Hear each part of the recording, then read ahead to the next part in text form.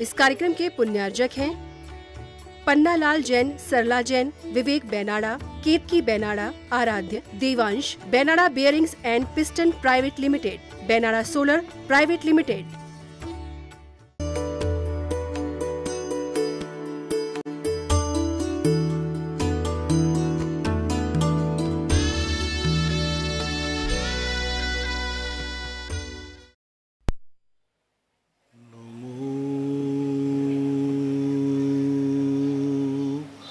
अरिहन्तार्णं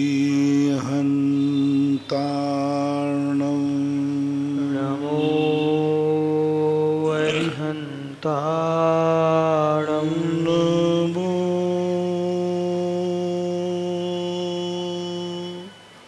सिद्धार्णं नमो सिद्धार्णं नमो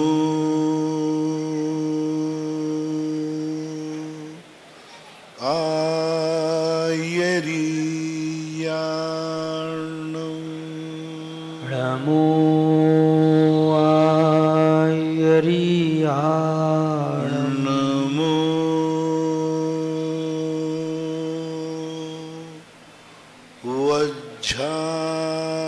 वज्झायाणं नमो वज्झायाणं नमो लोये सवसाहूर्णं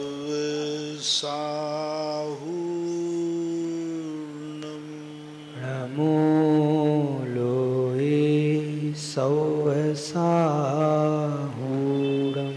पंच परमेष्टि भगवान की जय हो। आचार्य श्री गुरुवर कुंद कुंद महाराज की जय हो। आचार्य श्री गुरुवर विद्यासागर महाराज की जय हो। परम पूज्य मुनिवर श्री 108 सुधा सागर जी महाराज की जय हो। नासिक से कुणाल जैन, इनकी जिज्ञासा है। नमोस्तु महाराज श्री। महाराज श्री, मंदिर जी में चांदी के अष्ट प्रार्थिहार दान करने का क्या फल होता है?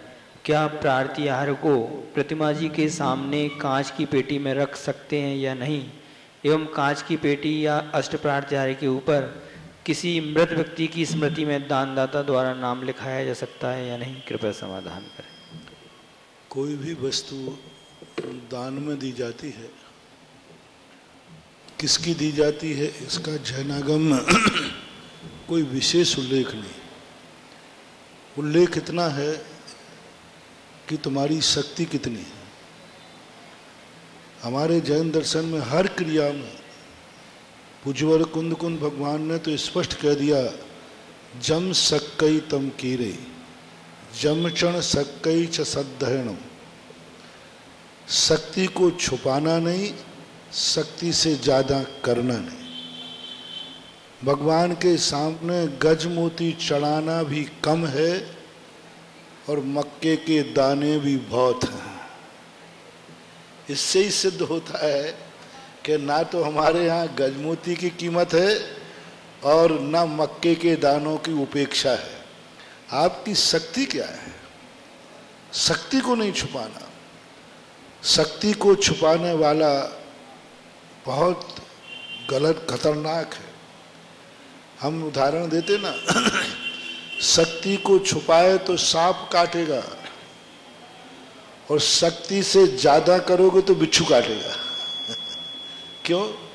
सांप का काटा सोए और बिच्छू का काटा रोए। जो मूस होता ना, मूस कंजूस, तो वो क्या करता है, वो उनको चुपचाप बैठा रहता है। और जो शक्ति से ज्यादा करता है वो बोल तो देता है, पर बाद में देने के लिए रहना पड़ता है। तप में भी हमारे यहाँ देखो, तप कितनी अच्छी चीज है। पर आचार्यों ने कहा कितना तप करना, शक्ति प्रमाण। एक उपवास करना कि दो करना, तो जैनाचार्य कहते करना ही नहीं। तो जितने करना, जिंदगी में कभी हार को उठे ही मत, जीवन भर निराहार रहो। और करने की जब शक्ति की बात आई तो बोले एकासन की शक्ति है तो कोई बात नहीं, एक आसन कर ले। इसलिए जब भी कोई दान आदि की विधि हो, इसमें माँ तुम्हारी शक्ति और आपका बहुमान कि हम भगवान का किस रूप में देखना चाहते। देखो समोषण पे भगवान बैठते भी नहीं, कमलों पर वो चलते भी नहीं, फिर भी उसको सोने के कमल बिछाते हैं सौधर्मेंद्र आदि भगवान को। अब उनको लेना देना नहीं भगवान को, कोई उनको तो छूना भी नहीं है, समोषण से भगवान को कोई लेना देना नहीं है, लेकिन फिर भी बहुमान होता है कि नहीं हमारे भगवान सोने के कमलों पर चलेंगे। तो ऐसा बहुमान आना चाहिए। हमारा मंदिर, हमारे भगवान की वेदी, हमारे प्रातिहार्य, हमारे भगवान की अभिषेक की धारा। भगवान का अभिषेक यदि मिट्टी के सकोरे से करो तो चलेगा? नहीं चलेगा, कोई बाधा नहीं, पर बहुमान आना चाहिए कि भगवान का अभिषेक तो मैं सोने की झाड़ी से करूंगा। तो जितना अपन क्रिया बहुमान से करेंगे उतना ही फल हमें मिलेगा, उतना ही फल मिलेगा। इसलिए कांच की पेटी आदि में रखने में कोई बाधा नहीं, सुरक्षा की दृष्टि से रख सकते हो। स्मृति में दान देना, और वो खास तौर से भगवान आदि के निमित्त से जो डायरेक्ट भगवान से लगता है, वो स्मृति में नहीं किया जाता। स्मृति में कमरा बना दो, मंदिर के बना दो, भगवान के प्रातिहार्य आदि स्मृति में नहीं चढ़ना चाहिए। फिर भी चढ़ा देते हैं तो आगम से तो कोई दोष है नहीं, क्योंकि इसकी चर्चा कोई शास्त्रों में नहीं की गई। महाराज श्री अष्टप्रहर जो हैं वो भगवान के पास में लगाना चाहिए या भगवान के सामने कांच की पेटी में रखना चाहिए? कहीं भी लगा सकते, जहाँ आपकी सुविधा पड़े, जहाँ आपका वेदी में स्थान हो।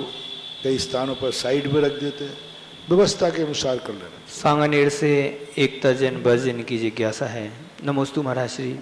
महाराज श्री, किसी जीव के शुभ नाम कर्म का उदय है, इसलिए वह रूपवान है, परंतु दुर्घटनावश उसका कोई अंग कट गया तो क्या उसके अशुभ नाम कर्म का उदय हो गया? और क्या एक जन्म में शुभ और अशुभ दोनों नाम कर्म के उदय हो सकते हैं क्या? कृपया समाधान। जैन दर्शन के अनुसार नाम कर्मों में सबसे ज़्यादा संक्रमण होता है। नाम कर्म सबसे ज़्यादा प्रमुख से आते हैं। एक क्षण पहले उसका सुभग नाम कर्म का उदय था, दूसरे क्षण दुर्भग नाम कर्म का शुभ का उदय था, कोई बाधा नहीं। उतने दिन तक उसके सुभग नाम कर्म का था, अब आज में विद्रूप हो गया, ऑपरेशन हो गया, गुटखा से उसके गाल आदि कट गए, तो अशुभ नाम कर्म का उदय आ गया, दुर्भग नाम कर्म का उदीर्णा उदय संक्रमण हमारे यहाँ होता रहता है। ब्यावर से मुकेश जैन वकील साहब, इनकी जिज्ञासा है। नमोस्तु महाराज श्री। महाराज जी, आदि पुराण में विदेश क्षेत्र में गांधीला देश के मध्य भाग में जो विजयार्थ पर्वत है उसकी शक्ति अभ्युदय बताते हुए उसकी तुलना सिद्ध परमेष्टि की आत्मा की अभ्युदय शक्ति से की गई है। तो गुरुदेव, मेरी जिज्ञासा है कि क्या सिद्ध भगवान जैसा कोई भी द्रव्य पदार्थ आदि हो सकता है या नहीं? कृपया समाधान। उपमा कहलाते हैं। उपमाओं के अंदर कभी ने इसलिए उपमा दी जैसे सिद्ध भगवान कभी परिवर्तनशील नहीं होते। इसी प्रकार आर्य खंड में होकर के भी उस सर्पणी और सर्पणी का प्रभाव पूरे भरत ऐरावत क्षेत्र में होता है, लेकिन विजयार पर्वत में कोई परिवर्तन नहीं होता। आर्य खंड में है, पूरा आर्य खंड बदल गया। उस सर्पणी और सर्पणी, कभी भोग भूमि आई, कभी कर्म भूमि आई, कभी छट्टा काल आया, कभी प्रलय आया, लेकिन विजयार पर्वत के अंदर कोई परिवर्तन नहीं आता, सदा एक सा काल है। ऐसे ही सिद्ध भगवान की उपमा इसलिए दे दी कि काले कल्प सते पिचा गदे शिवा नाम न च विक्रिया लक्ष्या। तीन लोक में कितना भी उथल पुथल बन जाए, लेकिन कभी भी सिद्ध भगवान में कोई परिवर्तन नहीं आ सकता। पूज्य आचार्य महाराज हमेशा उदाहरण देते हैं सिद्ध भगवान का घी के समान। घी में अपन पानी में डाल दो एक कटोरे में, और उसके ऊपर एक टंकी पानी डाल दो तो भी घी कहाँ आ जाएगा? ऊपर आ जाएगा। तो ऐसे ही सिद्ध भगवान के लिए कहा तो पूरे आर्य खंड में परिवर्तन होता है, काल परिवर्तन, लेकिन विजयार पर्वत में नहीं होता।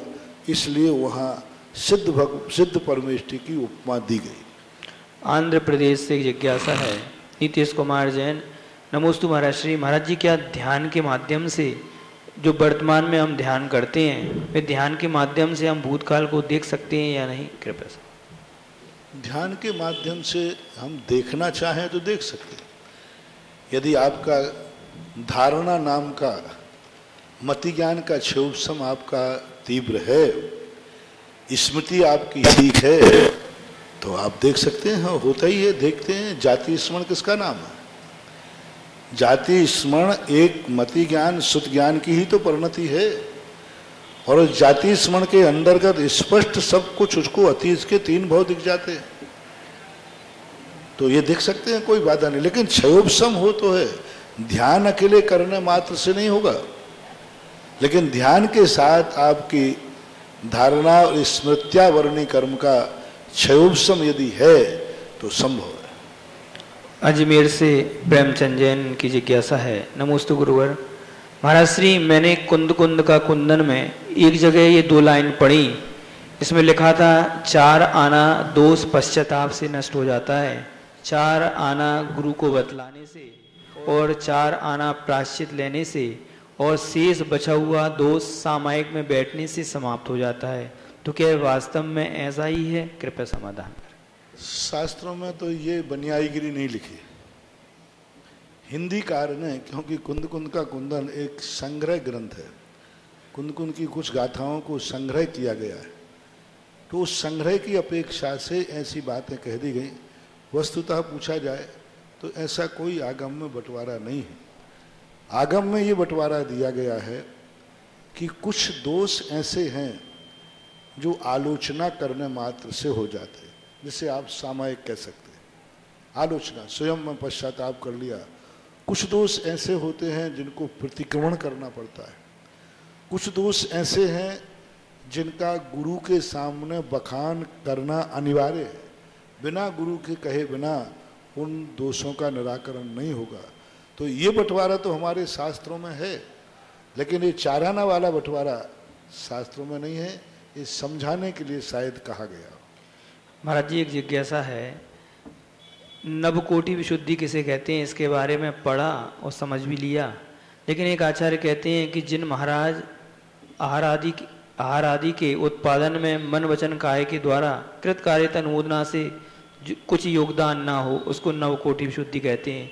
एक और कहते हैं दाता दान पात्र तीनों की शुद्धि हो, निर्दोष हो, वही नवकोटि विशुद्धि के अंतर्गत आती है।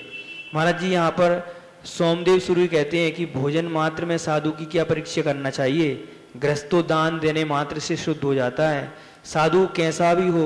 और दूसरी ओर जिनसेन स्वामी कहते हैं पात्र की शुद्धि दाता और देह दोनों को शुद्ध बनाती है, पात्र की अशुद्धि दाता देह दोनों को अशुद्ध बनाती है। उत्तम दाता और उत्तम देव को साथ साथ दान देने वाला भी सुपात्र होना चाहिए, तभी दान का यथेष्ट फल मिलता है।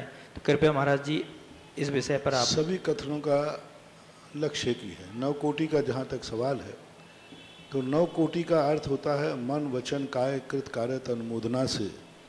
हमारे साधु की उससे अनुमोदना नहीं होना चाहिए। 9 कोटि से आहार देना चाहिए, ये भी आता है। 9 कोटि शुद्धि पूर्वक आहार देना चाहिए। तो वहाँ 9 कोटि का अर्थ यही होता है मन वचन काय कृत कार्य अनुमोदना से। साधु की उसमें अनुमोदना न हो ऐसा आहार साधु को देना चाहिए। कई लोग 9 कोटि का अर्थ नवदा भक्ति वाले 9 पुण्य प्रतिपत्ति, तो वे 9 पुण्य अलग हैं, 9 कोटि अलग हैं, और नवदा भक्ति 9 पुण्य और 9 नवदा भक्ति एक है। और 9 कोटि जो शब्द आया है ये दोष के अंतर्गत आया है। दूसरी बात है कि जहाँ ये कहा गया, सोमदेव ने कहा, कुछ प्रथमानुग ग्रंथों में कहा कि आहार के लिए क्या परीक्षा करते हो, वहाँ का अर्थ अलग है। वो इसके लिए कहा गया कि तुम्हें पात्र समझ में नहीं आ रहा है कि सही है कि गलत है, मैं किसको आहार दूँ, मुझे अवध ज्ञान है नहीं, केवल ज्ञानी है नहीं, अब मैं कैसे समझूं कि ये महाराज सच्चे हैं। तो वहां कहा गया क्यों इतना तुम आकुल व्याकुल हो रहे हो, बोले आहार देना है तो 2 रोटी के लिए क्या परीक्षा कर रहा है रे, यदि बाहर से तुझे समझ में आ गया दे, तुझे भावलिंगी का ही पुण्य लगेगा। क्योंकि जितने दाता हैं उनको मुनिराज का पता नहीं रहता कि कैसे मुनिराज। तो दाता सोचता है इधर शास्त्रों में पढ़ा है पात्र को दान दो, अच्छे खेत में वो, अब वो परख ही नहीं पा रहा है कि मैं क्या करूं। तो ऐसे दाता ऐसे पात्र के लिए कहा गया है कि तुमने सामान देख लिया, बोले ठीक ठाक दिख रहे, कोई गड़बड़ी नहीं है, तो फिर तुम क्यों इतनी परीक्षा करने में उलझ रहे हो, क्यों दान से वंचित हो रहे हो। तुमने थोड़ा बहुत देख लिया है तो तुम तो सच्चा दान सच्चा पात्र मान के दो। पंडित जी टोडरमल जी ने एक बहुत अच्छी बात कही इसी संबंध में, आचार्यों ने भी कही है कि यदि तुम्हारी दृष्टि में कोई दोष पकड़ में नहीं आ रहा है, फिर भी तुम्हारा मन संदेह में है कि सच्चा है कि नहीं, तो जब श्रद्धा भक्ति से एक पाषाण की मूर्ति को तुम भगवान मान लेते हो कि ये वही भगवान है जो आदिनाथ है, तो तुम भी इस मुद्रा को चौथे काल की मुद्रा मान करके हार दे दो। क्योंकि मुद्रा में तो कोई अंतर है नहीं। अब मूर्ति में तुम कहां पर रखते हो कि ये मूर्ति कैसी है, क्या है, किसने सूर्य मन दिया, दिया भी कि नहीं दिया, तो वहां तुम अपनी श्रद्धा देखते हो। इसी प्रकार मुनि के अंदर क्या परीक्षा करते हो, आहार ही तो देना है, कोई तुम्हारे घर को लूट तो नहीं रहा, तो क्या परीक्षा करते हो। तो ये वहां पर कहा गया है। लोग इसका दुरुपयोग कर लेते हैं कि आंखों के सामने शिथिलाचार दिख रहा है, प्रत्यक्ष रूप से दिख रहा है, स्वयं दिख रहा है, अब फिर भी उसके बाद भी कहो रोटी के लिए क्या परीक्षा करना। तो फिर ऐसे के लिए हमारे आचार्य कहते हैं विधि द्रव्य दात्री पात्र विशेषास तद विशेषाः। फिर वहां पर तो विचार करना ही चाहिए। तो इनकी विवक्षाएं समझना पड़ेंगे। एक ही कथन जब दो प्रकार से कहा जाए तो वहां सापेक्ष चलना चाहिए। परस्पर में आचार्य कभी विरोधी नहीं होते, परस्पर में उनका कथन विरोधी नहीं होता, लेकिन हमें वहां सापेक्ष लगाना चाहिए। क्यों कहा ऐसा, तो इस अपेक्षा से। महाराज जी जो आचार्य जो सोमदेव सूरी जो हैं ये मुनि थे या पंडित? सोमदेव पंडित ही थे, क्योंकि उनकी जो नीतियां हैं, उनके श्रावकाचार हैं, उनकी भाषा से कदापि वे मुनि की कोटि में तो नहीं आ सकते। क्योंकि सोमदेव के प्राय ग्रंथ सभी मैंने देखे हैं, उनकी जो भाषा शैली है, उनका जो कथन है, वो स्पष्ट रूप से पंडित के रूप में प्रतिबिंबित होता है। उनको हम नहीं कह सकते, और इतिहास में भी उनको मुनि के रूप में नहीं माना गया। महाराज जी बहुत सारे पंडित के आगे सूरी शब्द लगा देते हैं, तो इस सूरी शब्द का अर्थ क्या है? तो सूरी लगा देते हैं, सूरी अर्थ लगता है। अभी एक हमारे यहाँ पंडित जी थे वहाँ पर जय सागर के पास है साहेबपुर, वहाँ एक पंडित थे सुर सागर सूरी, उनका नाम ही था सुर सागर सूरी। अभी देख लो, नाम देख लो, सागर मुनियों के साथ सागर लगाते हैं। और जयपुर के पास में किशनगढ़ है, उनका नाम है, एक नाम है गुण सागर, रेनवाल। हाँ रेनवाल, आपकी पिछी मिली उनके लिए। हाँ किशनगढ़ रेनवाल को मैंने पिछी दी, तो उनका नाम गुण सागर है। तो पहले मैं समझता गुण सागर कोई होगा, छुल्लक मुल्लक तो हो गई, लेकिन अब रख दिया। तो ऐसे कोई बात नहीं है, लगा देते थे विशेषताएं। अमृतचंद सूरी, सूरी शब्द किसी के नाम के साथ ही जुड़ जाता है बचपन से, चाहे वो आचार्य हो या नहीं हो, जुड़ जाता है। लखनऊ से अल्पना जैन इनकी जिज्ञासा है। नमोस्तु महाराज श्री। महाराज श्री, 12 वर्षीय पाठ्यक्रम में आदि पुराण के 19वें अध्याय में विद्याधरों द्वारा विद्याधरों का जो विस्तृत वर्णन किया गया है, किंतु वहाँ के जिन मंदिरों का कोई वर्णन नहीं है। तो महाराज जी हमारी जिज्ञासा है कि वहाँ तीर्थंकर तो होते नहीं हैं, तो वहाँ कैसे हो, किन के जिन मंदिर होते होंगे, कृपया समाधान। जिन मंदिर तो यही होते हैं, सारे 3 लोक में जहाँ भी मंदिर हैं अरहंत भगवान की मूर्तियाँ होती हैं। और अरहंत अकृत्रिम चैत्यालयों में, स्वर्गों में भी देव नहीं, तीर्थंकर नहीं है, फिर भी अरहंत भगवान है। नंदीश्वर द्वीप में तीर्थंकर नहीं है, फिर भी अरहंत भगवान है। तो वहाँ पर अरहंत और सिद्ध भगवान की मूर्तियाँ होती हैं। शास्त्रों में वर्णन है कि विजयार्थ पर्वत के यहाँ अरहंत और सिद्ध भगवान की मूर्तियाँ होती हैं। अकृत्रिम चैत्यालय होते हैं, कृत्रिम भी हो सकते हैं, लेकिन विद्याधर श्रेणी में कृत्रिम चैत्यालय का वर्णन नहीं मिला। मैंने बहुत खोजने का प्रयास किया कि विद्याधर श्रेणी में विद्याधर जब मोक्ष जाते हैं वहाँ 60 कर्म हैं, 60 आवश्यक हैं, दान की व्यवस्था है, तो क्या विजयार पर्वत में जिनालय भी हैं? क्या जिनालय भक्त लोग बनाते भी हैं? कृत्रिम जिनालयों का वर्णन नहीं मिला, क्योंकि कृत्रिम जिनालय होना तो चाहिए, क्योंकि व्यवस्थाएं तो सब 60 आवश्यक करते हैं। लेकिन बहुत खोजा कि कृत्रिम जिनालय भरत चक्रवर्ती विजय प्राप्त करने गया, सभी में देखा, लेकिन कृत्रिम जिनालय हैं कि नहीं इसका उल्लेख नहीं मिल रहा है। लेकिन तर्क से और विचारों से कृत्रिम और अकृत्रिम दोनों चैत्यालय होने में कोई विरोध नहीं है। अकृत्रिम चैत्यालय तो है, तो मिल गया। ऑनलाइन बड़ा गांव दसान से पीयूष जैन, इनकी जिज्ञासा है। नमोस्तु महाराज श्री। महाराज जी, अपनी विक्रिया से जम्बूद्वीप को पलट देने की क्षमता रखने वाले इंद्र और तुरंत के जन्मे तीर्थंकर बालक, इन दोनों में शारीरिक बल किसका ज्यादा होता है? कृपया समझ। बालक का, तीर्थंकर का, क्योंकि सौधर्मेंद्र के पास बल है लेकिन अतुल बल नहीं है। तीर्थंकर के 10 अतिशयों में अतुल बल आता है, तो तीर्थंकर से अधिक बल संसार में किसी के पास नहीं होता है। ऑनलाइन जिज्ञासा समाधान के पश्चात गुरुदेव के समक्ष जितने भी साधर्मी बंधु बैठे हैं वह अपनी जिज्ञासाएं गुरुदेव के समक्ष रख रहे हैं। उस जिज्ञासा में सर्वप्रथम श्री पारस जी बच और उसके पश्चात तैयार रहें श्रीमती विनोद जी ठोलिया।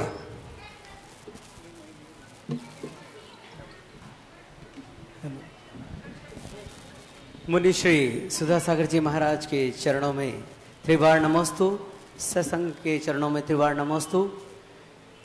गुरुवर, मेरी जिज्ञासा है कि जब किसी परिवार में पुत्र या पुत्री का जन्म होता है तो ऐसा क्या पाप कर्म का उदय है कि उनकी साथ में कई पीढ़ियां अपने नित्य देव दर्शन आदि से वंचित हो जाती है?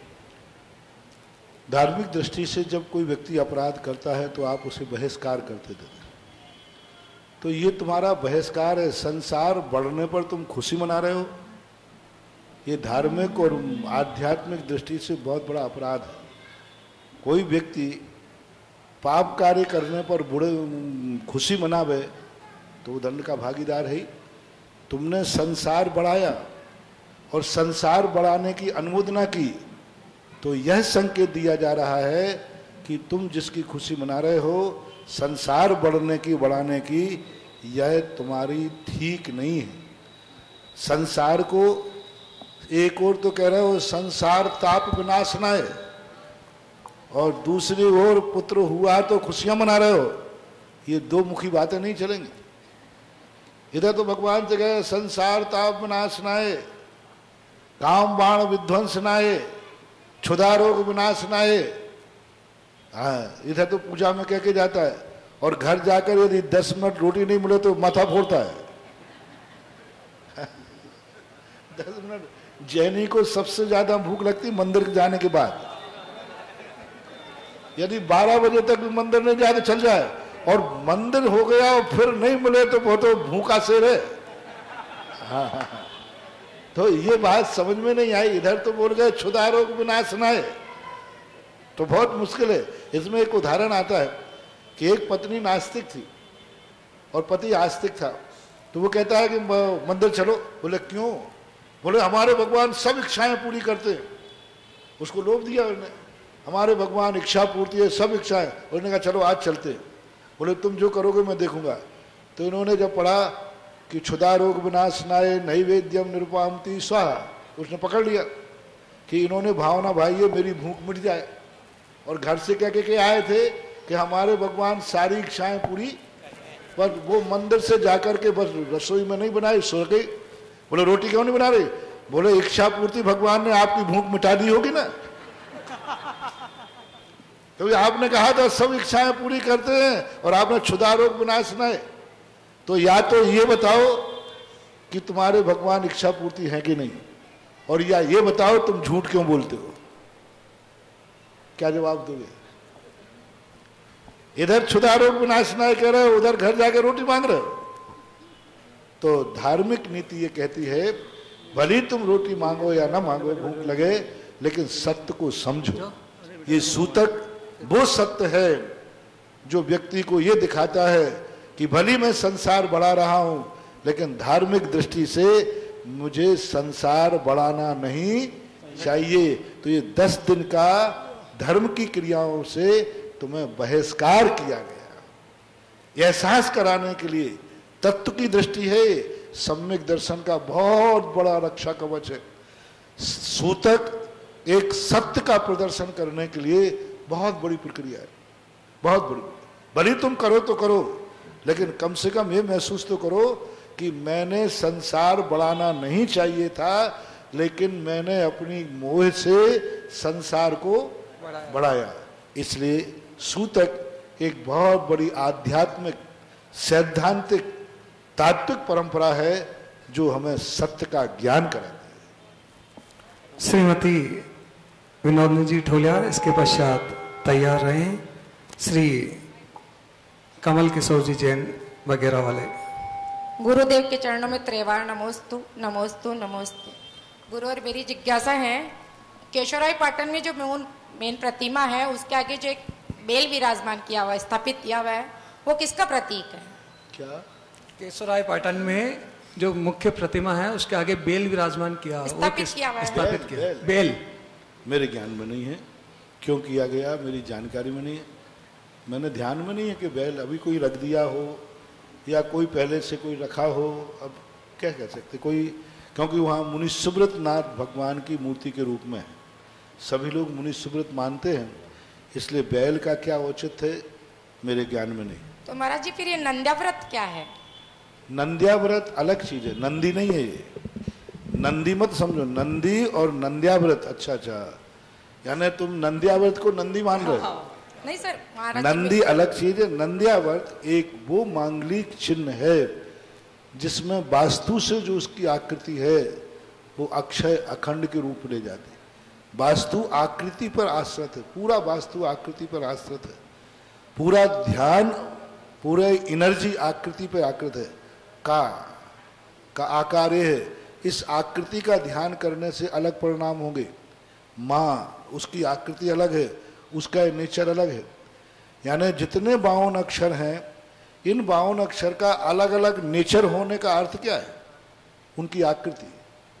इसलिए नंद्यावर्त एक ऐसी आकृति है जिस आकृति को हम अक्षय अखंड के रूप में मानते हैं, क्योंकि उसकी आकृति एक स्वस्तिक है और एक नंद्यावर्त होता है।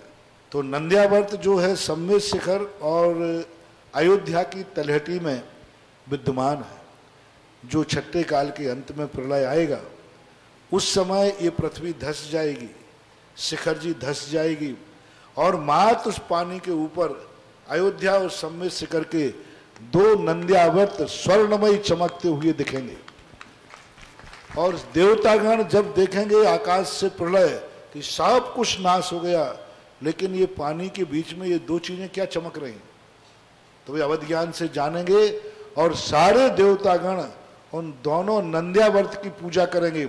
और जैसी पूजा करेंगे तैसे ही प्रलय की शांति हो जाएगी, फिर सुवृष्टियां चालू होंगी। 7 सुवृष्टियां चालू होंगी। कब होंगी? जब उस नंद्यावर्त की देवता पूजा करेंगे तब। तो इसके कारण से नंद्यावर्त एक बहुत अक्षय अनंत शक्ति वाला है, जिसे प्रलय की विभीषिका भी नाश नहीं कर सकती। इसलिए कई स्थानों पर हम तीर्थ क्षेत्रों को अक्षय अनंत बनाने के लिए हर नवीन क्षेत्र की भूमि में मैं नंद्यावर्त की स्थापना कराता हूँ।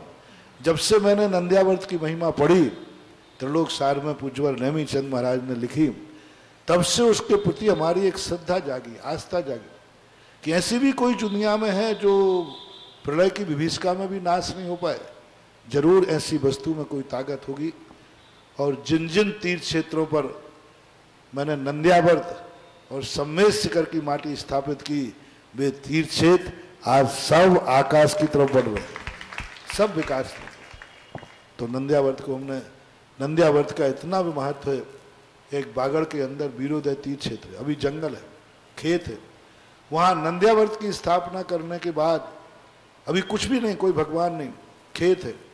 उस नंद्यावर्त के पास जाकर लोग सुबह शाम नमोकार मंत्र की माला फेर के आते हैं और उससे उनको बहुत उपलब्धियां हो रही, बहुत अतिशय हो रहे, बहुत विघ्न मात्र वहाँ बैठ करके नंद्यावर्त का मात्र बैठ करके माला फेरते नंद्यावर्त के आगे। तो नंद्यावर्त ध्यान करने योग्य है, मांगलिक है, अक्षय अनंत का प्रतीक है। नमोस्तु गुरुदेव। हमारा सभी का बहुत बहुत असीम पुण्यदयी है कि परम पूज्य गुरुदेव के सानिध्य में 15 अप्रैल से 20 अप्रैल के बीच में हमारे यहाँ बोहरा कॉलोनी में नवीन जिनालय श्री ऋषभदेव जिन बिंब पंचकल्याण प्रतिष्ठा महोत्सव परम पूज्य गुरुदेव के सानिध्य में उनके आशीर्वाद से संपन्न होने जा रहे हैं। आज पूज्य गुरुदेव का केकड़ी नगर में मंगल प्रवेश, इस मंगल प्रवेश की प्रथम दिन की जिज्ञासा समाधान में अपनी जिज्ञासा रख रहे हैं श्री कमल किशोर जी और उसके पश्चात तैयार रहेगी श्रीमती इंदिरा जी चौधरी। नमस्ते गुरुदेव, मेरी जिज्ञासा है कि गुणोदय में 2-3 दिन से आपके प्रवचन में निमित्त दृष्टि और उपादान दृष्टि पर जो विषय चल रहा था उसको थोड़ा स्पष्ट करें कि निमित्त दृष्टि क्या है और उपादान दृष्टि क्या है। अब प्रवचन में ही मैं इतना स्पष्ट कर देता हूं कि अब क्या करूं। निमित्त दृष्टि वह कहलाती है जिसके द्वारा कार्य होता है उसी को आरोप लगा देना कि कार्य उसमें हुआ। जिसमें कार्य होता है उसको स्वीकार कर लेना उपादान दृष्टि। जैसे मेरी आंख देख रही है, ये निमित्त दृष्टि है। मैं आंख से देख रहा हूं, उपादान दृष्टि है। सरल किया है क्योंकि अब बड़ा प्रवचन तो दे नहीं पाऊंगा ना भाई। मेरी आंख देख रही है, ये अपन बोलते कि नहीं? बोलते ही है। ये कहलाती निमित्त दृष्टि है। उपादान दृष्टि देखना इसको, मैं आंख से देख रहा हूं तो पहले में मुख्यता किसकी है? आंख की। और इसमें मुख्यता किसकी है? खुद की, स्वयं की। मैं आंख से देख रहा हूं, आंख साधन हुई, देखने वाला मैं हुआ। और मेरी आंख देख रही है यानी आंख को ही तुमने कर्ता बना दिया। तो निमित्त दृष्टि और उपादान दृष्टि जैन दर्शन का बहुत मूल सूत्र है। निमित्त दृष्टि जब जब आती है हमें राग द्वेष होते हैं, कसाय बढ़ती है, हमारे परिणाम, इसने ये कर दिया, इसने ये कर दिया, इसने ये कर दिया, इसने मुझे गाली दे दी, इसने मेरा ये छीन लिया, कितनी कसाय होती है। उपादान दृष्टि वाला कहता है नहीं, इसने कुछ नहीं किया, सब मेरे कर्मों से हुआ, मेरा ही ऐसा कर्म का उदय था। और निमित्त वाला क्या कहेगा? वो मेरे लिए खतरनाक है, उसने ये किया, उसने ये किया। अब जितने निमित्तों पर आरोप देना है देते रहो। पूरी जिंदगी में निमित्त दृष्टि वाला कभी राग द्वेष से रहित हो ही नहीं सकता, क्योंकि कहीं ना कहीं प्रतिकूलता तो मिलेगी। और उपादान दृष्टि वाला कहता है जे कर्म पूरब किए हैं खोटे, सहे क्यों नहीं जीयरा, अति क्रोध अग्नि बुझाए प्राणी, साम जल ले शीर। ये उपादान दृष्टि। किस पे थोप दिया आपने? मैं सारा आरोप किस पे ले लिया? स्वयं पर। मेरी गलती है, त्रिकाली गलती है, कल गलती की थी, आज फल मिल रहा है। तो उपादान दृष्टि में शांति ही शांति है, आनंद ही आनंद है। और निमित्त दृष्टि भड़काने वाली है, बैर बनाने वाली है, कसाय बढ़ाने वाली है। इसलिए निमित्त और उपादान दृष्टि की चर्चा चल रही थी। श्रीमती इंदिरा जी चौधरी और इसके पश्चात तैयार रहेंगे हमारे महावीर भैया।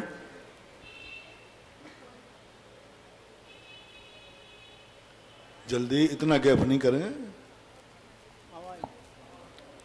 महावीर भैया। गुरुदेव के चरणों में शतशत वंदन, शतशत वंदन। गुरुदेव, मेरा प्रश्न है कि श्रावक की कितनी प्रतिमा होती है और कौन कौन सी होती है? श्रावक की जो प्रतिमाएं होती हैं 11 प्रतिमाएं होती हैं। दर्शन, व्रत, सामायिक, प्रोषदोपवास, सचित त्याग, रात्रि भुक्ति त्याग, आरंभ, परिग्रह, अनुमति, उद्दिष्ट आदि। इस प्रकार से 11 प्रतिमाएं होती हैं श्रावक की। नमस्ते गुरु। माहिर भैया और माहिर भैया के पश्चात तैयार रहेंगे अरिंजय जी सेठी। मेरे गुरुदेव को बारंबार नमोस्तु। महाराज श्री, आज जो आपने प्रवचन में 30 क्षेत्रों पर अभिषेक के लिए बताया, तो महाराज श्री केकड़ी जो है गुणोदय 30 क्षेत्र के उत्तर में आता है, तो भौगोलिक स्तर या वास्तु से कुछ केकड़ी के लिए कुछ लाभ मिलता है ऐसा अभिषेक से? गुणोदय तीर्थ उत्तर दिशा तो वैसे ही कुबेर की दिशा है। उत्तर दिशा का तो अपने आप में महत्व होता ही है, क्योंकि पूर्व और उत्तर दोनों दिशाएं होती हैं, और दोनों दिशाएं, और अभी तो गुणोदय क्षेत्र के आदिनाथ भगवान केकड़ी तरफ ही मुख किए बैठे हैं। दूसरा मैंने आज सुबह कहा था, वो तो गुणोदय की एक महिमा है, उसकी मूर्ति की महिमा है, वो बताई।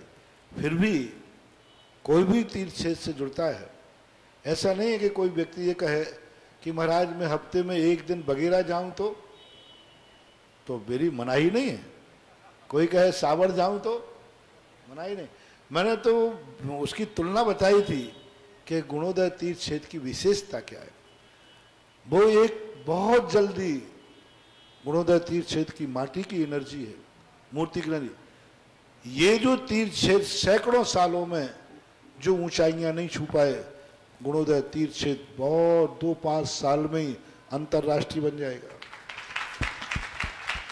जिन तीर्थ क्षेत्रों के लिए आप चंदा कर करके थक गए, आज उसी तीर्थ क्षेत्र पर करोड़ों रुपए का पूरा मंदिर बनाने वाला एक श्रेष्ठी आ गया। यही कम है क्या? आप एनर्जी देखिए। आप बगेरा के लिए पैसा चाहिए तो क्या करना पड़ता था? वो बैठा, शीतल बैठा, अभी दिखा देगा। अब वो मेरे पास रोता था, महाराज पाया। अब देखो, ये कहलाती एनर्जी।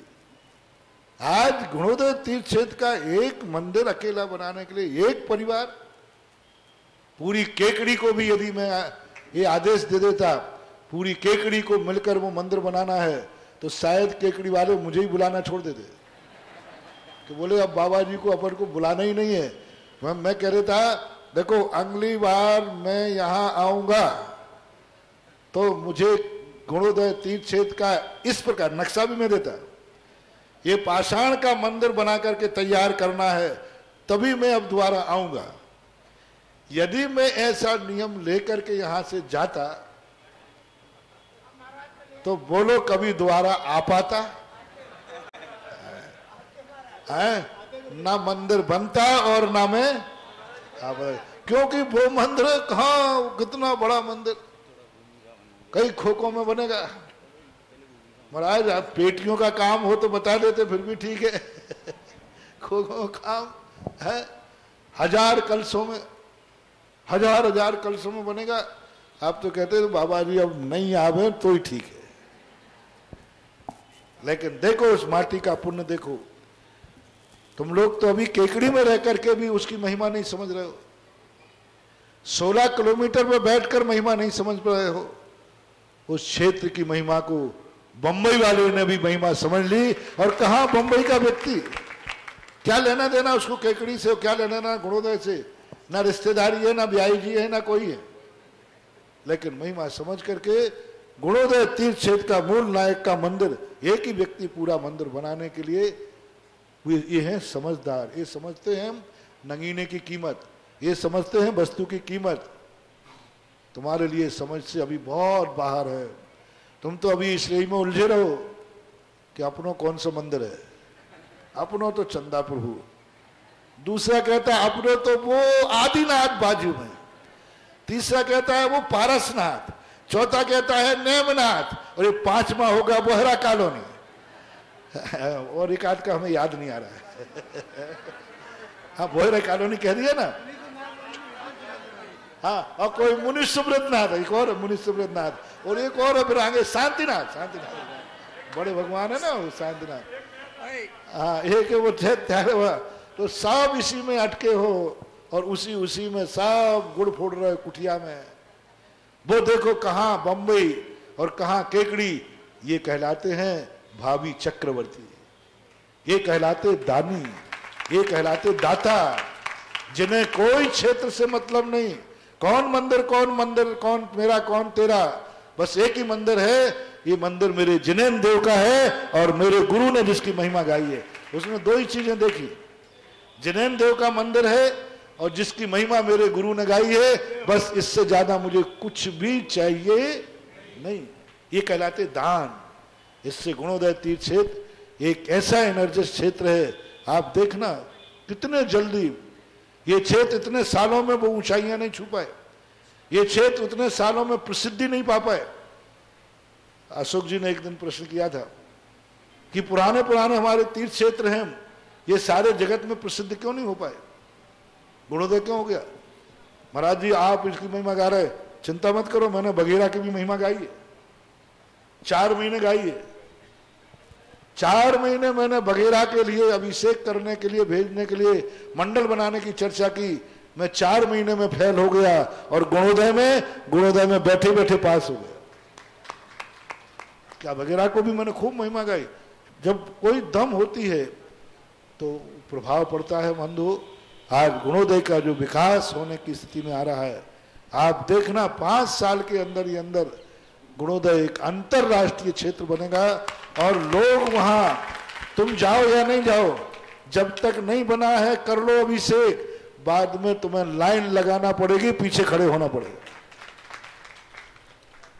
आज सांगानेर में देखो लाइन लगती है, चांदखेड़ी देख ली लाइन लगती है, बिजोलिया, अभी सुदर्शनोदय से आया हूं आमा से, आज देखो वहां यही स्थिति बनेगी। होती है, कोई ताकत होती है, इसलिए इनमें बहुत ताकत है। समझो, हमजो। गुरुदेव ने गुणोदय की महिमा अपने मुख से कही है, तो निश्चित रूप से हमें ये मानना चाहिए कि ज्ञानोदय तीर्थ क्षेत्र नारेली के पश्चात जो सबसे ज्यादा एनर्जिक जिस प्रतिमा में है वह गुणोदय के आदिनाथ बाबा में है। सुबह महाराज जी ने अपने मुखारबिंद से यही कहा है कि इतनी एनर्जिक ये प्रतिमा है कि मैंने कहीं नारेली के अलावा, मनुष्यनाथ भगवान के अलावा मुझे कहीं ऐसी एनर्जिक मूर्ति देखने को नहीं मिली। नहीं, इसमें ऐसा नहीं कहा मैंने। नहीं महाराज जी, आपने नारेली से सबसे ज्यादा एनर्जी, नारेली के बाद सेकंड नंबर पर है खनिया दाने के बाद गुणोदय, राजस्थान के आदिनाथ भगवान। राजस्थान की बात चल रही है, राजस्थान की कह लो, राजस्थान की बात चल रही है, हम तो हमारे राजस्थान की बात करेंगे। तो निश्चित रूप से गुणोदय तीर्थ क्षेत्र एक ऐसी ऊंचाई को प्राप्त करेगा जो विश्व में अद्वितीय, और वहां दूर दूर से सभी यात्री दर्शन करने के लिए, और महाराज जी ने जैसा अपने मुखारबिंद से कह दिया कि निश्चित रूप से लाइन लगेगी, तो लाइन लगेगी ही लगेगी, क्योंकि महाराज जी के मुख से निकला हुआ शब्द कभी निष्फल नहीं होता है। गुणोदय तीर्थ क्षेत्र में बहुत दूर दूर से, पूरे भारतवर्ष से जिन दातारों ने महाराज जी के मुख से गुणोदय तीर्थ क्षेत्र की महिमा सुनी है, उन्होंने वहीं से तीर्थ रक्षक और भक्तामर्जी विधान में अपनी स्वीकृति ऑनलाइन भेजी है। उसमें श्री पदम कुमार जी, हेमंत कुमार जी जैन दोनी वाले, इन्होंने तीर्थ रक्षक एवं भक्तामर्जी विधान में 1,51,000 की राशि अपनी स्वीकृति देकर उसके तीर्थ रक्षक बने। इसी क्रम में श्रीमती कनकलता, पंकज कुमार जी, आशा, दीपांशु, दिवांशी जैन, काला परिवार केशवराय पाटन से, श्री सुशील जी, बीना देवी, अंतिमा, रेखा, अभिषेक, रोहित गंगवाल पांडिचेरी से उन्होंने ऑनलाइन स्वीकृति भेजी है कि जब साक्षात परम पूज्य गुरुदेव के मुख से गुणोदय के लिए ये शब्द निकले कि मूर्ति एनर्जिक है, हमें अपना जीवन निष्फल नहीं खोना है। जो हम पावानुबुंदी पुण्य कमाते हैं, तो एकमात्र मार्ग यही है कि अपनी चंचल लक्ष्मी का उपयोग ऐसे तीर्थ स्थलों पर करें। इसी क्रम में श्री भागचंद जी, धापू देवी जी, चेतन जी, उर्मिला देवी, अंकुर, अंकित लुआड़िया आलोली वाले, श्री राजीव जी जैन, रीना जैन, नितिक, मानवी, यशस्वी, दिल्ली से भी इन्होंने भी अपनी ऑनलाइन तीर्थ रक्षक और भक्तामर्जी विधान में अपनी स्वीकृति भेजी है। इन सबका बहुत बहुत गुणोदय तीर्थ क्षेत्र कमेटी की ओर से। जो तुमने महावीर ने प्रश्न किया था, इसके अनेक कारणों में एक कारण और आपको बता दूं, मंदिरों में और तीर्थ क्षेत्रों में अतिशय होने का अभाव का कारण क्या? क्योंकि उस पर जो कमेटियां, अधिकारी लोग, ट्रस्टी हैं, वे जिस तीर्थ क्षेत्र के मंदिर के जितने सीमित होंगे उसका अतिशय चमत्कार उतना ही कम होगा। जो नगर का मंदिर जो सारी समाज का हो, उसका बहुत अतिशय होता है। जो एक कॉलोनी का हो बहुत अतिशय होता है। यहाँ सब ने अपने अपने मंदिर बांट लिए हैं, इसलिए यहाँ कोई मंदिर में वो अतिशय नहीं होता जो होना चाहिए, क्योंकि सबने अपने अपने मंदिर बांट लिए। ये मंदिर मेरा, ये मंदिर मेरा बांट लिए। इससे क्या होता है, उनमें उतनी ही ताकत होती है जितने लोग उसको मेरा मानते हैं, और जिस मंदिर को जितने ज्यादा लोग मानेंगे। इसलिए मैं हर तीर्थ, सबसे बड़ी विशेषता है गुणोदय की कि गुणोदय तीर्थ क्षेत्र एक ऐसा तीर्थ क्षेत्र है जो पूरे भारतवर्ष का है। हर व्यक्ति ट्रस्टी बन सकता है, हर व्यक्ति अध्यक्ष बन सकता है। ऐसा बघेरा में और सावर में नहीं है, वहां के लोग सीमित है, यहीं के बनेंगे साहब हमारे ही। दूसरा व्यक्ति तो ट्रस्टी भी नहीं बन सकता, कमेटी में भी नहीं जा सकता। महत्व वो सीमित 4 लोग ही उस पर अधिकार कब्जा किए रहते हैं, इसलिए मंदिरों का अतिशय और विकास नहीं होता। इसलिए मैं जिस तीर्थ क्षेत्र को आशीर्वाद देता हूं, सबसे पहले कहता हूं इस तीर्थ क्षेत्र को असीम कर दो। आमना तुम्हारी है, परंपरा अपनी है, उस पर कानून लगा दो कि ये आमना परंपरा चलेगी, लेकिन इस पर ट्रस्टी कौन होगा? भारत का कोई भी दिगंबर जैन ट्रस्टी बन करके कभी भी अध्यक्ष और मंत्री बन सकता है। उसमें ना कोई खंडेलवाल का विकल्प है, ना अग्रवाल का विकल्प है, ना बघेरवाल का विकल्प है, ना जयसवाल का विकल्प है, ना पोरवाल का है, ना पल्लीवाल का है। दिगंबर, ऑलवेज दिगंबर। आइए, ये सबसे बड़ा रहस्य है। यदि ये क्षेत्र भी अंतरराष्ट्रीय खोल दिया जाए, जो व्यामोह है वो तोड़ दिया जाए कि यहाँ किसी का अधिकार नहीं रहेगा, सबके लिए खुले हैं, तो इन क्षेत्रों की एनर्जी बढ़ने की संभावना है, बढ़ सकती है। इसी गुणोदय तीर्थ क्षेत्र से जुड़ने के लिए महाराज जी ने हमें बहुत ही ग्रस्तों को 2 सगुन बताए हैं कि हम किन के माध्यम से वह असीम पुण्य अपने जीवन में उत्पन्न कर सकते हैं। तीर्थ रक्षक बनकर और भक्तामर्जी विधान, जो असीम कालीन भक्तामर्जी विधान चलेगा, वह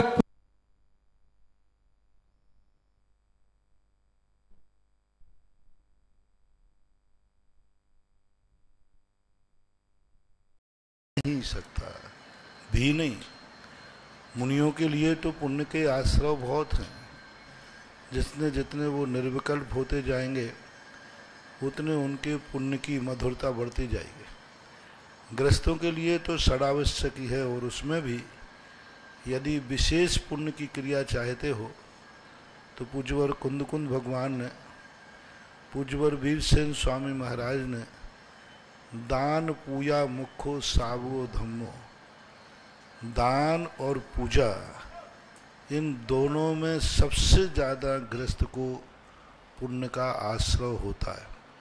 6 आवश्यकों में भी 4 में से भी ज़्यादा पुण्य का आश्रय दान पूजा लिखा है।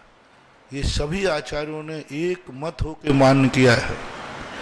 वीरसेन स्वामी ने तो स्पष्ट लिख दिया, क्योंकि पहले परंपराओं में 4 आवश्यक होते थे, दान पूजा शील उपवासो चौव्यो सावो धम्मो।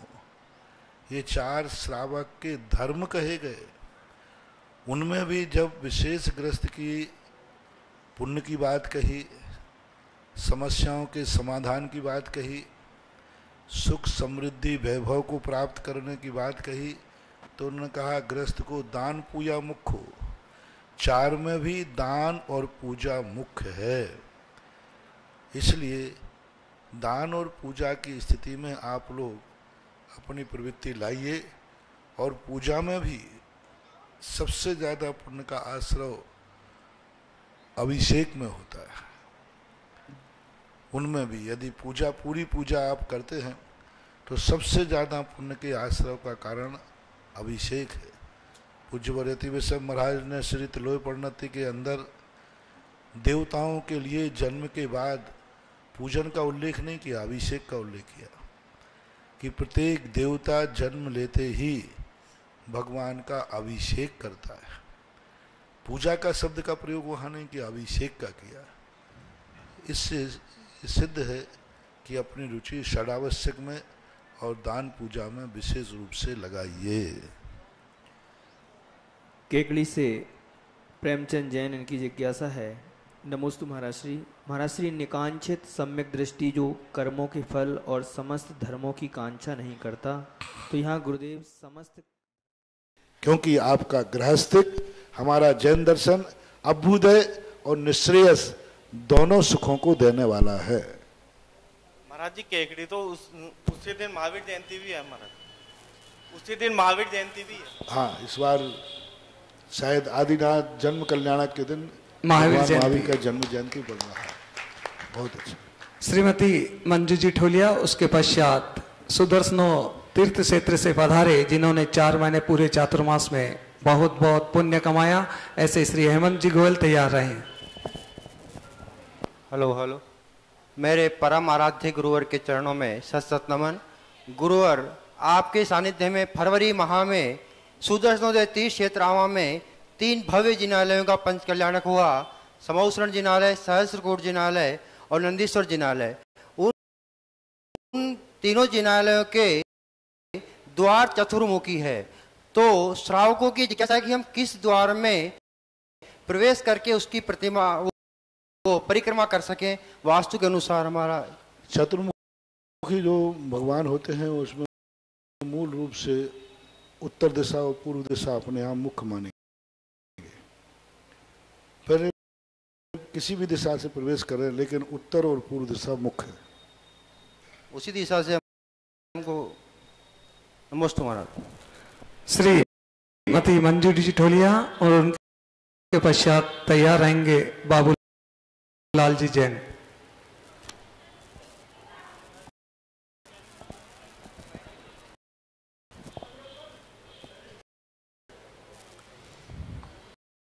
हाँ बोले। गुरुवर के चरणों में त्रिबार नमोस्तु नमोस्तु नमोस्तु।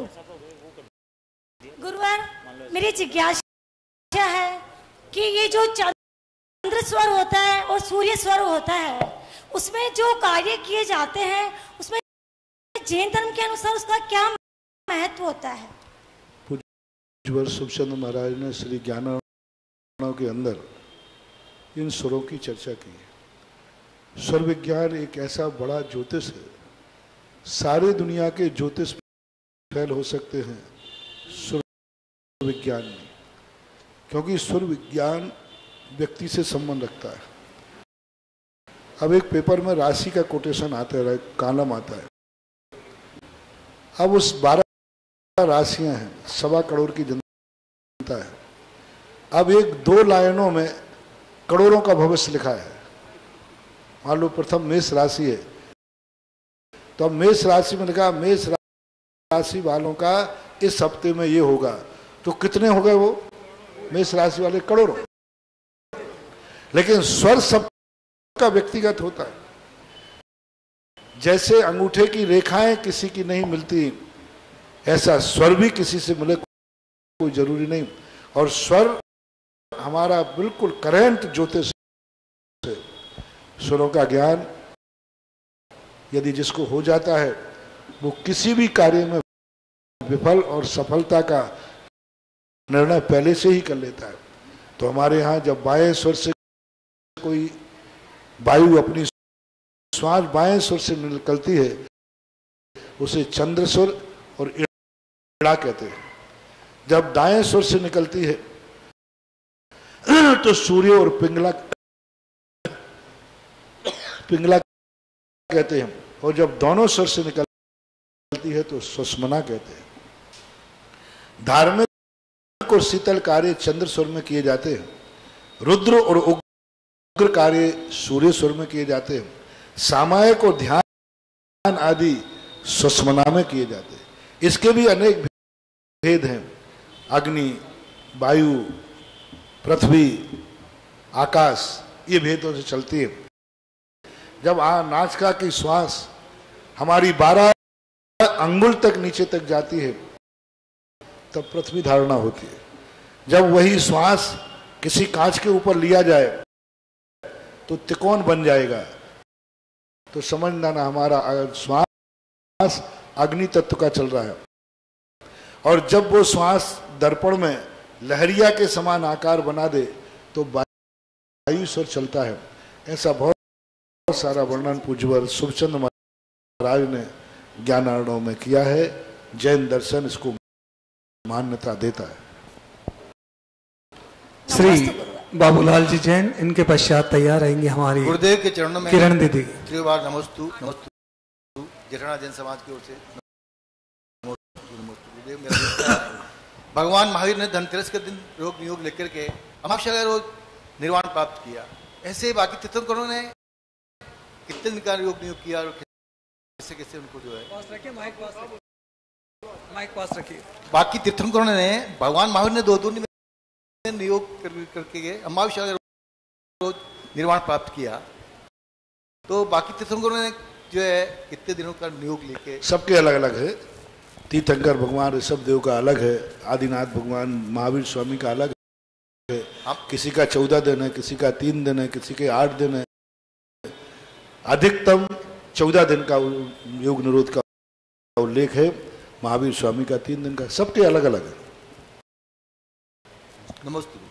किरण दीदी और उसके पश्चात तैयार रहेंगे श्री कैलाश चंद जी सोनी साहब। कोटिशय नमन। कल जब दोपहर की प्रचंड धूप और जब बिहार हुआ तो एकदम छाया हो गई, ठंडक का वातावरण हो गया। इसके पीछे क्या रहस्य था? कोई रहस्य नहीं था, प्रकृति का वातावरण, केकड़ी का सौभाग्य था। प्रकृति है, प्रकृति अपने आप। मेरा सिद्धांत है प्रकृति को रोकना नहीं और प्रकृति से रुकना नहीं। प्रकृति को रोकना नहीं और प्रकृति से कभी श्री कैलाश चंद जी सोनी साहब के बाद तैयार रहेंगे श्रीमती वंदना जी जैन। मैंने मौसम देख करके बिहार का मन नहीं बनाया था, क्योंकि जिज्ञासा समाधान जिस समय शुरू हुआ था उस समय तो प्रचंड धूप थी। यानी चाहे मौसम बनता या नहीं बनता, बिहार का मानस तो था ही।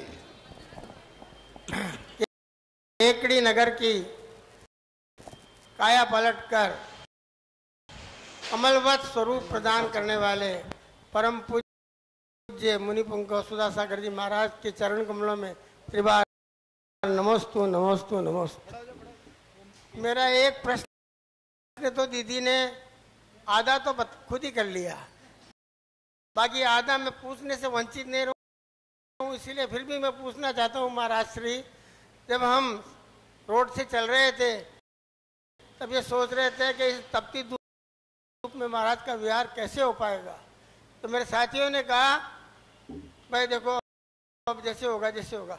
मैंने कहा जरूर होगा।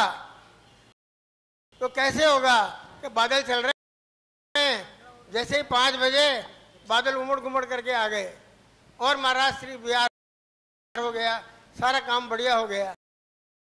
आगे चले, महाराज ने भावना व्यक्त की भाई सामायिक करेंगे, यही करेंगे, ठीक है। वहां पट्टा लगा दिया गया। महाराज श्री बहुत बड़ा आश्चर्य हुआ, बरसती बरसात बरसती रही, सामायिक में निमिष मात्र भी आप नहीं हिले, हम सब देख रहे थे।